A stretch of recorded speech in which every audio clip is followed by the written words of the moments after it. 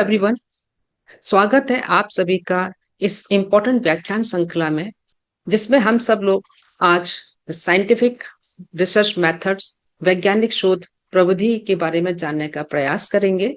आज हम लोग डिस्कस करने जा रहे हैं रिसर्च वास्तव में शोध विधि क्या होती है, रिसर्च होता क्या है, उसका अर्थ क्या है, मीनिंग क्या होता है और उसकी विशेषताएं। साथ ही साथ हम ये जानने का भी प्रयास करेंगे कि डिस्कवरी, इन्वेंशन और रिसर्च में क्या अंतर होता है, खोज, आविष्कार और शोध में अंतर। आइए अब बिना देरी हम अपनी बात को शुरू करते हैं। आज हम शुरू कर रहे हैं। सबसे पहले रिसर्च शब्द को देखें। ये दो शब्दों से मिलकर बनता है, री और दूसरा शब्द होता है सर्च। री का अर्थ होता है अगेन, किसी भी बात को बार बार करना, और सर्च करना होता है किसी भी चीज को ढूंढना। परंतु बात आती है कि हम क्या चीज ढूंढ रहे हैं। यहाँ पर हम ढूंढते हैं, शोधकर्ता जो ढूंढता है वो अपनी एक समस्या है उसके पास, और उस समस्या का समाधान ढूंढता है। अब यहाँ पे बात उठती है कि समस्या क्यों उत्पन्न होती है, कहाँ से समस्या हमारे पास आती है। समस्या हमारे पास आती है हमारी आवश्यकताओं से। जैसी हमारी आवश्यकता आती है हमारे जीवन में, उस आवश्यकता के अनुसार हमारे सामने समस्या उत्पन्न होती है, और उस समस्या को दूर करने के लिए हम उसका समाधान ढूंढने का प्रयास करते हैं। समाधान, जब जब हम समाधान ढूंढते हैं तो समाधान ढूंढते समय हम बहुत सारी जानकारियां, ऑब्जर्वेशंस देखते हैं, क्रियाएं करते हैं, ऑब्जर्वेशन देखते हैं और बहुत सारी इंफॉर्मेशन इकट्ठी करते हैं। तो शोध में अगर देखा जाए वास्तव में कि जो प्रॉब्लम है, solution of the problem is a main point. और यहाँ पर जो कुछ भी आप सॉल्यूशन प्राप्त कर रहे हैं, ढूंढ रहे हैं, वो जरूरी नहीं है कि वो हमेशा सही हो। और जब जब हमारे पास जितनी जानकारियां आती हैं तो हमारा जिज्ञासा का चरम सीमा पे बढ़ती है। और कई बार ऐसा होता है कि जब हम सॉल्यूशन ढूंढते हैं तो हमारे पास नए सॉल्यूशन भी निकलते हैं, साथ ही साथ कई बार हमारे सामने नई समस्याएं भी उत्पन्न होती हैं। जैसे थोड़ा सा मैं उदाहरण दूं आपको इस चीज को समझने के लिए कि जो जीवन में हमारी, जो वास्तव में दैनिक जीवन में जो आवश्यकताएं होती हैं, वो आवश्यकताएं ही हमारी समस्याएं बनती हैं, शोध का कारण बनती हैं। जैसे उदाहरण के लिए, अगर हमको चाहिए था फास्ट ट्रांसपोर्टेशन, तीव्र गति से हमको यातायात करना है, तो इसलिए हम लोगों ने क्या बनाया, खोज की। हमने यहाँ पे कार बनाई, कार बनाने के बाद भी थमे नहीं, फिर हमने एरोप्लेन बनाया। परंतु जब भी हम किसी भी चीज को बनाते हैं, सॉल्यूशन, जब समस्या है कि हमको तीव्र गति से यातायात करना है, एक जगह से दूसरी जगह जाना है, समय का कम से कम हमारे पास खर्च हो और कम समय में हम पहुंच सकें, तो ऐसी स्थिति में हम क्या करते हैं कि उसके लिए हम बहुत सारी क्रियाएं करते हैं, ऑब्जर्वेशन इकट्ठे करते हैं और जानकारियां एकत्रित करते हैं। उन जानकारियों के आधार पर हम कुछ विश्लेषण करने के बाद पश्चात निष्कर्ष निकालते हैं। परंतु जब हमारे पास सॉल्यूशन आ जाता, जब हमारे पास कार बन गई, जब हमारे पास एरोप्लेन बन गया, तो हम रियलाइज करते हैं इस बात को वास्तव में कि यहाँ हमारे पास समाधान तो आया, हम तीव्र गति से तो पहुंच रहे हैं, परंतु दूसरी ओर वहां पर एक समस्या, एक नई समस्या और उत्पन्न होती है। जैसे मैं आप बात कहूँ कि यहाँ पर जैसे हेल्थ इश्यूज हो गई, ये अदर डेंजर, जैसे आपने जो ट्रांसपोर्टेशन बहुत तीव्र गति से कर दिया तो वहां पे आपके एक्सीडेंट्स भी होते हैं, है ना, पेट्रोल प्रॉब्लम है, आपका एनवायरमेंट पॉल्यूट हो रहा है, वगैरह वगैरह। तो उससे रिलेटेड और दूसरी समस्याएं उत्पन्न होती है। तो जब भी हम कोई भी शोध करते हैं, किसी भी समस्या का समाधान ढूंढते हैं, तो समाधान के साथ साथ हमारे साथ नई समस्या भी उत्पन्न होती है। आप देखेंगे अपने जीवन में जितने भी हमारे सामने इन्वेंशन देखते हैं, जैसे अभी यहाँ पे बल्ब जल रहा है, बल्ब का इन्वेंशन हुआ, ठीक है। साथ ही साथ अगर हम देखें जीरो का हुआ, या डेसिमल का इन्वेंशन हुआ, या वायरलेस रेडियो का, कम्युनिकेशन का इन्वेंशन हुआ। अलग अलग वैज्ञानिकों ने ये काम किया, परंतु ये काम ऐसे ही नहीं हुए। सभी वैज्ञानिकों ने, चाहे वो थॉमस एल्वा एडिसन हो या दूसरे वैज्ञानिकों, सभी ने बहुत सारे ऑब्जर्वेशंस किए और बार बार किए, अगेन एंड अगेन, और ये एक फिनोमिनन के रूप में। और उन्होंने उस दौरान बहुत सारे आंकड़े, प्रदत्त डेटा कलेक्ट किया, उन डेटा को उन्होंने एनालाइज किया, विश्लेषण किया, संश्लेषण किया, फिर कंक्लूजन ड्रॉ करते, तब हमारे सामने इन्वेंशन के रूप में ये बल्ब आया। या हम क्या, हमारे सामने जीरो और डेसिमल का आया, या हम जो कंप्यूटर देखते हैं, कम्युनिकेशन देखते हैं, फास्ट कम्युनिकेशन, वो हमारे सामने उभर के आए। सिमिलरली अगर हम देखें, जितने भी थ्योरीज हैं, लॉज हैं, प्रिंसिपल्स हैं जो बन रहे हैं लगातार हमारे इसमें अलग अलग सब्जेक्ट में, चाहे वो आपका साइंस का सब्जेक्ट हो या आपका सोशल साइंस का सब्जेक्ट हो या एजुकेशन का सब्जेक्ट हो, है ना। जैसे आगे मैं अभी बात कर रही हूँ मैं एजुकेशनल साइकोलॉजी की, तो उसमें जो लर्निंग थ्योरीज हैं, लर्निंग लॉज हैं, तो जैसे एक छोटा सा एक उदाहरण मैं आप लोग को दूं, पावलोव की थ्योरी। पावलोव वास्तव में एक्सपेरिमेंट कर रहा था डॉग के ऊपर, और वो डॉग पे एक्सपेरिमेंट कर रहा था उसका सलाइवेशन या सीक्रेशन के टाइम के ऊपर, कि कैसा फूड दे रहा है, उस फूड के अकॉर्डिंगली उसका सीक्रेशन कितना होगा। परंतु उसने अपने उस प्रयोग के दौरान कुछ अनयूजुअल चीजों को ऑब्जर्व किया। जब अनयूजुअल चीजों को उसने ऑब्जर्व किया, तो यहाँ पर उसके दिमाग में बात आई कि ये चीज लर्निंग से एसोसिएट हो सकती है। तब उसने यहाँ पर लर्निंग की theory the, conditional theory of learning, conditioning theory of learning, यहाँ पर की जिसने की कंडीशनड बिहेवियर की व्याख्या पूरी की। तो यहाँ पर ये बात स्पष्ट हो रही, क्योंकि मैं थ्योरी नहीं पढ़ा रही, मैं आपको बता रही हूँ कि जो भी वैज्ञानिक होता है, जो भी साइकोलॉजिस्ट होता है, जो रिसर्च कर रहा है, तो बहुत बार बार वो क्रियाएं करता है, बार बार वो एक्टिविटीज को करने के बाद वो कुछ इंफॉर्मेशन, कुछ कैलकुलेशन के दौरान कुछ आंकड़े एकत्रित करता है, तब वो उस सॉल्यूशन का प्रॉब्लम ढूंढता है। ये सिचुएशन दोनों प्रकार की रिसर्चेस में होती है, चाहे वो अपने साइंस की रिसर्च हो या सोशल साइंस की रिसर्चेस हो। ये जरूरी नहीं है कि जो कुछ भी आउटकम उसका निकल रहा वो हमेशा सही हो, सही भी हो सकता है और सही नहीं भी हो सकता है। और बात देखिए यहाँ पर स्पष्ट हो रही, जो मैंने अभी तक आप लोगों को बताई कि जो शोध करता है या रिसर्चर जो काम कर रहा है, तो समस्या को, जिसको वो समस्या ढूंढ रहा है, तो बहुत सारी क्रियाएं कर रहा है, और उन क्रियाओं को वो ऑब्जर्व कर रहा है, ठीक है ना। तो यहाँ पर बहुत सारी एक्टिविटीज वो कैरीड आउट कर रहा है ना। अब यहाँ पे जो शोध करने वाले लोग होते हैं, दैनिक जीवन में भी काम करने वाले लोग होते हैं, हम सामान्यतः देखें दो तरह के लोग हमें देखने को मिलते हैं। कुछ लोग होते हैं जो अपनी गतिविधियों को, एक्टिविटीज को बहुत सिस्टमेटिकली करते हैं, और कुछ लोग होते हैं जो अनसिस्टमेटिकली, मतलब व्यवस्थित तरीके से कर रहे हैं, कुछ लोग अव्यवस्थित तरीके से करते हैं। और जो जो व्यक्ति, जो शोध करता है या रिसर्चर व्यवस्थित तरीके से क्रियाओं को करता है, सोच समझ के करता है, तो उसके जो सफलता की संभावना है वो अधिकतम हो जाती है। बिल्कुल इसके विपरीत, जब व्यक्ति अव्यवस्थित रूप से एक के बाद एक करता है, तो वहां पर सफलता की संभावना अधिकतम नहीं होती। तो यहाँ पर जब आप रिसर्च कर रहे हैं, तो क्या बात आ जाती है, रिसर्च आ रही है, तो दैट मीन्स आप जो भी एक्टिविटीज कर रहे हैं वो कैसी, बिल्कुल सिस्टमैटिक है। तो इस आधार पर आप आसानी से किसी भी शोध को परिभाषित कर सकते हैं। Research refers to a process wherein activities are carried out systematically to find out solution of the problem। मतलब जो भी हम कोई भी रिसर्च का मतलब होता है कि यह एक प्रक्रिया है, जिस प्रक्रिया में हम समस्या का समाधान प्राप्त करने के लिए बहुत सारी गतिविधियों को व्यवस्थित तरीके से करते हैं।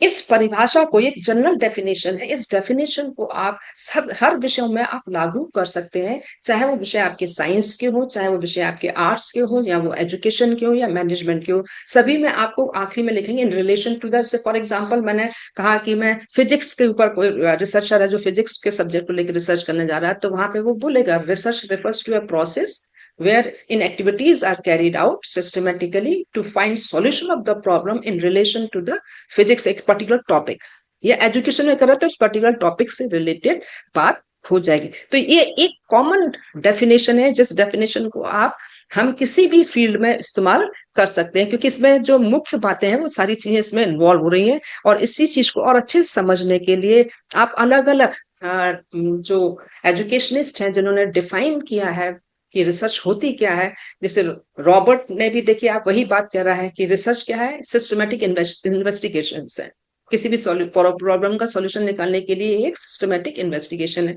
सिमिलरली कलिंगर ने उसको थोड़ा और डिटेलिंग में उसी बात को उसने लिख दिया, वो क्या कह रहा है, सिस्टमेटिक है but it is controlled, empirical, critical investigation है। और हाइपोथेटिकल प्रोपोजिशंस है, हाइपोथेटिकल प्रोपोजिशंस मींस कि किसी भी समस्या के ऑल ऑफ सडन हमारे सामने आ जाने पर हमारे दिमाग में जो समस्या को लेके जो मतलब उन्हें चाहिए संभावित परिणाम होते हैं, वो दिमाग में पहुंचते हैं। जैसे एक छोटा सा उदाहरण मैं आप लोग को दूं, मान लीजिए आपके कल कोई बहुत मेन परीक्षा होने जा रही है, और रात के 12 बज रहे हैं, आप पढ़ाई कर रहे हैं, और ऑल ऑफ सडन बिजली चली जाती है। बिजली चली जाती है मतलब आपका जो टेबल लैंप चल रहा है वो टेबल लैंप बंद हो गया।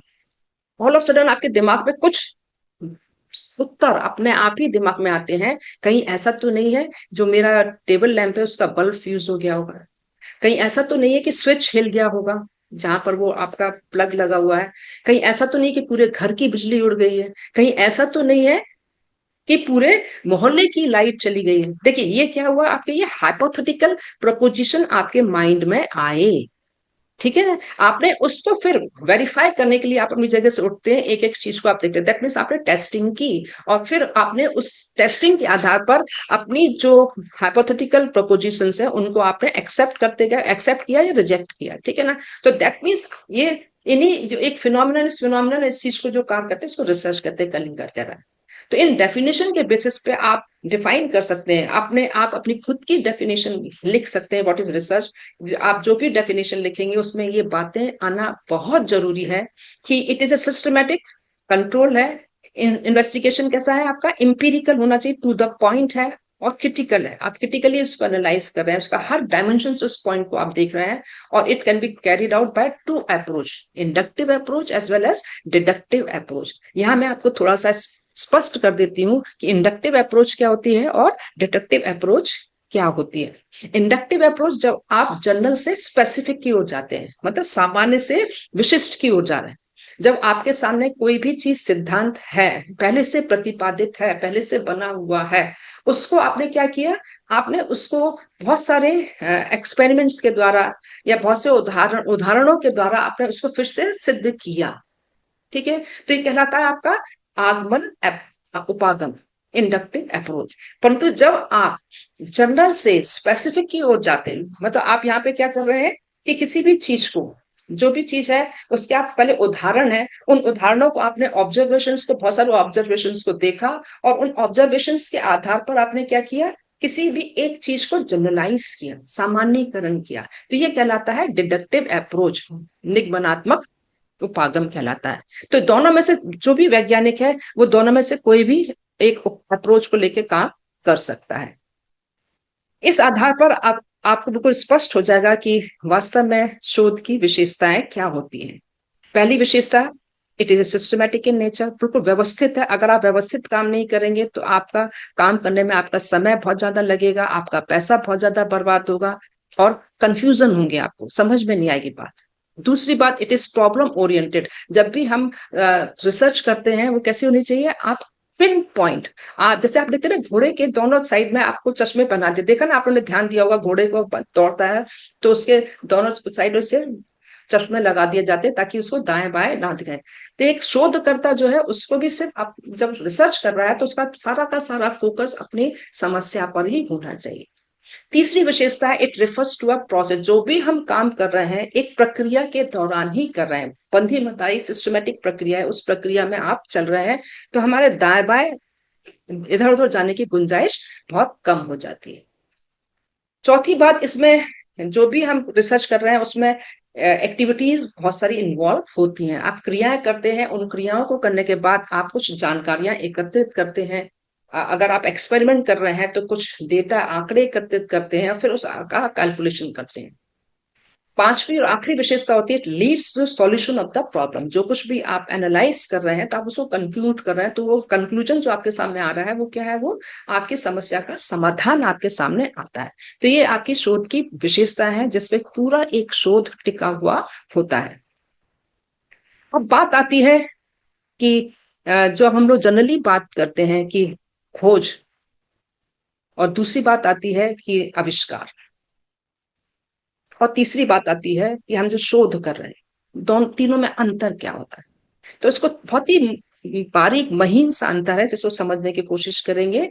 जैसे कि मैं बात करूं कि जब साइंटिस्ट विलियम एक्सपेरिमेंट कर रहे थे और उसमें वो एक्सरे को पास कर रहे थे, तो उसी दौरान उनको एक नई चीज ऑब्जर्व उन्होंने की कि ना, जो एक्सरेस पड़ रही हैं तो एक फिल्म पे पड़ती है तो उसके पीछे जो चीज भी सामने आती है तो उसकी पिक्चर इमेज वहां पे बनती है। तो वहां पर उन्होंने वहां पे डिस्कवर किया किसको, उन्होंने डिस्कवर किया एक्सरेज। सिमिलरली अगर हम बात करें, जो प्लास्टिक जो अपन यूज करते हैं आजकल, जो हमारे लिए बहुत बड़ा अभिशाप हो गया है हमारे वातावरण के लिए, तो प्लास्टिक भी ऐसे ही बनी है अचानक। एक्सीडेंटली जो चीज एक्सीडेंटली मिले चीज वो क्या कहलाती है, वो डिस्कवरी। तो उन्होंने भी क्रिश्चियन ने जो साइंटिस्ट था उसने जो एक्सपेरिमेंट कर रहा था, उसने जो सॉल्यूशन था करते करते जो काम कर लिया, तो उसने उसको सिंक में फेंका। तो फेंकते फेंकते एक सॉल्यूशन को फेंकने के बाद उसने देखा कि एक नया तरह का मटेरियल बन गया वहां पे सिंक में। तो उसने उस चीज को जब देखा तो वो प्लास्टिक जैसा मटेरियल था और बहुत ड्यूरेबल था जिसको यूज करते, दैट मीन्स प्लास्टिक इस तरह से खोज हुई।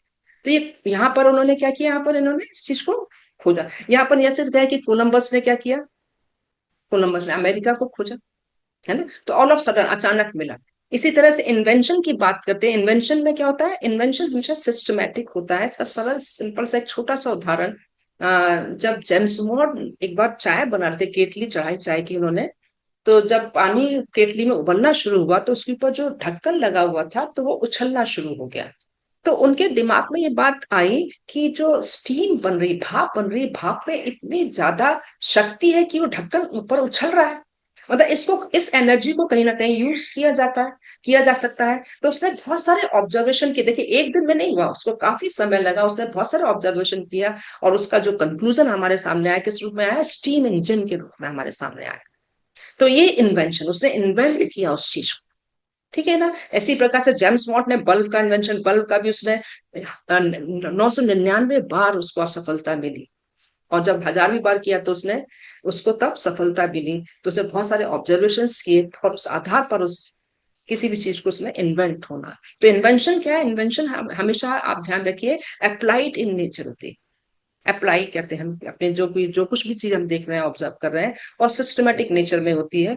परंतु इन्वेंशन करने के लिए हमको शोध की आवश्यकता होती है।